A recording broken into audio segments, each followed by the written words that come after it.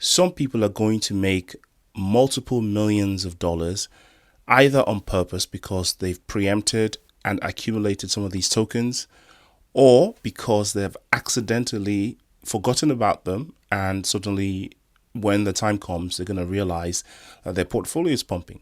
Now, yesterday, Enjin Coin was one of the best performers, pumping 66% at the market rally. A lot of tokens actually did pretty well yesterday, but one of the top coins was Enjin Coin, and it's cooled off a little bit now, just like all the other tokens have, but it's still nice and green at the moment, right? And I think this is a taste of what to come. Now, a coin that did 66% without even blinking can do so because look, they're still 98% down from all-time highs. It means that they have to do something like a 10x to get to what they were before, right? The previous all-time high, let alone any kind of price discovery that they might have. Now, the all-time highs were $4.85. Imagine that. And at that time, that was, November of 2021, 3 years ago, when we were, at basically the top of the last bull run. And a lot of these tokens were doing really, really well. And Enjin Coin was one of the coins that was in a category that was absolutely blazing hot, right? That category, in fact, it straddled multiple categories that were hot all at the same time. So we had metaverse, NFTs, and gaming. Now, one of those has absolutely vanished from the psyche of people at the moment, and that is the metaverse tokens. As you can see, let me just widen this as far as I can. Metaverse, nowhere to be found. The NFT is still there, as you can see, but it's not as hot as it used to be. The RWA is relatively new. Gaming is still hot. I think gaming stayed hot. So at the moment, Enjin Coin sits in gaming, metaverse, and NFTs. And I think that we're about to see a big comeback of NFTs. And because of this, coins that are in that category that are currently micro caps at the moment, either because they never actually did anything yet, or they used to be big and now they're 98, 99, some of them nearly 100% down, are going to see a resurgence. And because they're so low cap, the slightest amount of speculation is going to make them pump like crazy. But there's actually some fundamentals to why some of these tokens are going to come back. And Enjin Coin is a good example of a coin that I think is going to make it back, right? Now, Enjin Coin is a Web3 gaming token, right? Basically a metaverse, an NFT token that has been specialized for gaming.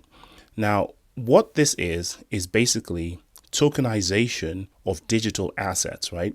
Putting value in digital goods so they can be sold and they can maintain their value. That's pretty much what NFTs are or were. So we had situations where people would tokenize newly created stuff like music, arts that don't necessarily have a real world equivalent or physical equivalent. And that is the difference fundamentally between NFTs for artwork, digital artwork, and tokenization of real world assets. Not to be confused with tokenization of artwork that exists in the real world, like a Picasso, for instance, could be tokenized, in which case you just have a digital representation of that Picasso that has a contract that links it to the real world asset. So when it comes to real estate, expensive artwork and things like that, big coins like, Hedera and XRP are going to take the lead in that. And I think because of the frenzy that is going to be generated by the success of XRP and Hedera with real world assets, we're going to see a resurgence of the smaller coins who I think are going to dominate when it comes to tokenizing the things that are around us. So after people tokenize real world assets like, again, real estate, artwork, government funds and hedge funds and stuff like this, we're going to see people start to tokenize everything. People are going to tokenize their cars. People are going to tokenize their shoes. People that have, Nike collection of shoes or Jordans and stuff like that, they're going to tokenize them and put them for sale. People are going to tokenize absolutely everything in their vicinity. I know it sounds crazy now, but it's a world that I see coming. And of course, it's not financial advice. It's just my opinion, right? We can see a world where the metaverse comes back, not as just some sort of virtual platform that's created from nothing, and people are supposed to immerse themselves and play games or interact in these. We saw the metaverse become really, really popular during the lockdowns, right? Where people couldn't actually go out in the real world. So people would go out into the metaverse to try and talk to people. I used to go on some virtual worlds. I haven't been in 2 or 3 years because there's no need. We go outside now to talk to normal people. So people are going to tokenize their Pokemon cards. People are going to tokenize their Jordan shoes, their collection of PlayStation games from vintage times. People are going to tokenize absolutely everything. But people are not going to use XRP Ledger for that. People are not going to use, Hedera for that. People are going to go to these platforms that are sitting in this category, most of which are down 99% at the moment, right? Most of them are nearly zero at the moment, right? Let me just pick one at random. Good Vibes Club, right? I have no idea what this is, but it doesn't even have all-time high information. It's probably so low. And these microscopic cap coins that allow people to tokenize random things, leveraging the technology that they're already built for, which is metaverse, and the creation of virtual value out of thin air. But now that value being NFT based now can be associated with real world assets. And I think that this one is going to save Ethereum because a lot of these tokens are actually sitting on the Ethereum blockchain. They are, Ethereum compatible or actually literally just sitting on the Ethereum blockchain. But, Solana, and this might also rescue Polygon as well, because Polygon has a lot of these. And Polygon is probably more viable than Ethereum because the fees are lower, it's more scalable, it's more efficient with NFTs.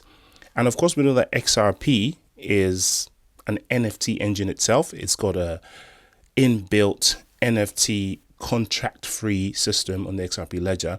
So what we might also see is, people starting to do this on the XRP Ledger as well on their own, not as part of the big RWA schemes. So that's another liquidity point that might happen for XRP and the XRP Ledger.